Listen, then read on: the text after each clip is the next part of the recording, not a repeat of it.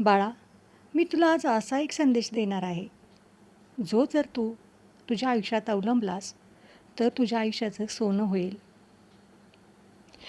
बाळा, काही गोष्टी या अशा असतात, ज्या जर आपण प्रत्येकाला सांगितल्या, तर त्या गोष्टींची शक्ती कमी होते, त्यांची चांगली ऊर्जा कमी होते. प्रत्येक सत्य जगासमोर मांडायचं नसतं. काही स्वप्न, काही योजना, काही दुःख आणि काही आनंद हे शांतपणे मनात ठेवले जातात. तरच त्याचं फळ आपल्याला मिळतं. पण आजकाल माणूस काय करतोय माहिती आहे का? थोडंसं काही चांगलं घडलं की लगेच जगाला ओरडून सांगतो. नवीन काम सुरू केलं, लोकांना सांगतो. थोडे पैसे आले की लोकांना सांगतो. कोणीतरी प्रेमानं बोललं की लोकांना ओरडून सांगतो. आणि मग हळूहळू सगळं काही बिघडायला लागतं. मग माणूस म्हणतो, माझ्यासोबतच असं का होतं? बाळा, कारण प्रत्येक गोष्ट सर्वांसमोर मांडण्यासाठी नसते रे. शांत राहणाऱ्याला जग कमी ओळखतं, पण देव सर्वात जास्त ओळखतो. लोकांमध्ये दोन प्रकारची लोकं असतात. एक, जे तुमच्या आनंदात आनंदी होतात आणि दुसरे, जे बाहेरून हसतात पण मनातून जळत असतात. अशा लोकांना तुमची प्रगती पाहत नाही. म्हणूनच तुमच्या पुढच्या पावलांचा आवाजसुद्धा लोकांना येऊ देता कामा नये. कारण प्रत्येक वेळी वाईट नजरेने नुकसान होतं असं नाही, पण नकारात्मक विचारांच्या ऊर्जेने सुद्धा तुमच्या आयुष्यात मार्गात अडथळे येतात. बाळा, तू कधी लक्ष दिलं आहेस का? एखादी गोष्ट शांतपणे केली तर ती पूर्ण होते. पण तीच गोष्ट सगळ्यांना सांगितली की अचानक अडथळे येऊ लागतात. हा फक्त योगायोग नसतो बाळा.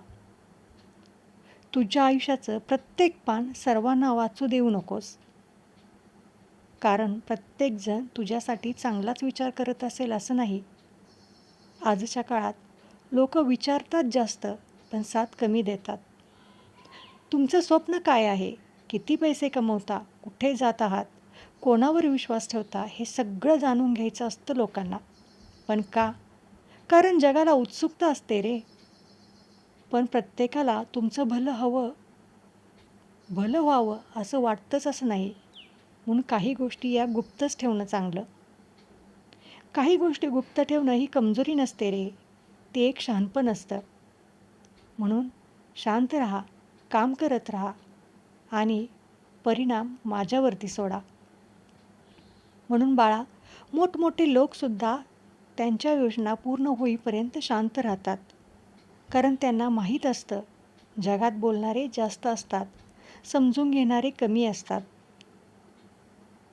तुझ्या आयुष्यात देखील कदाचित असं झालं असेल. तू एखादी गोष्ट मनापासून सुरू केली असशील, लोकांना सांगितलं असशील आणि अचानक अडचणी आल्या असतील.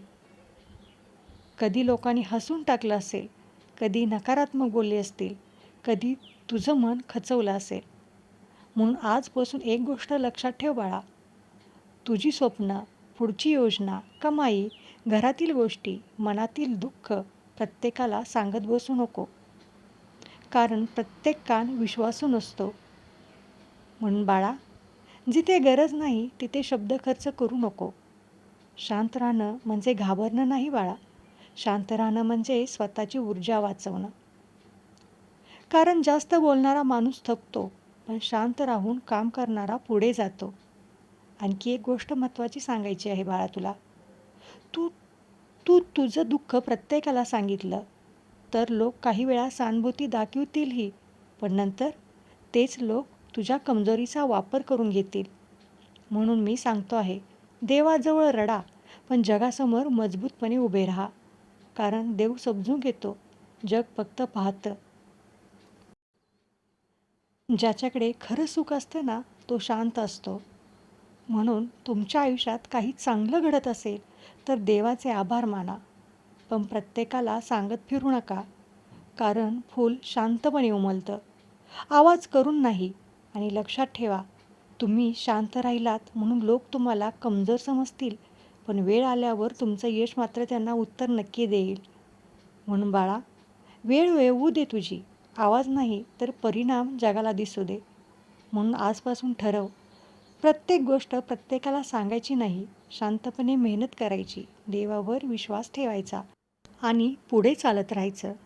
कारण गुप्त ठेवलेलं बीजच एक दिवस मोठं वृक्ष बनतं बाळा. आणि हो, नेहमीप्रमाणे आपले कर्म चांगले ठेवायचे.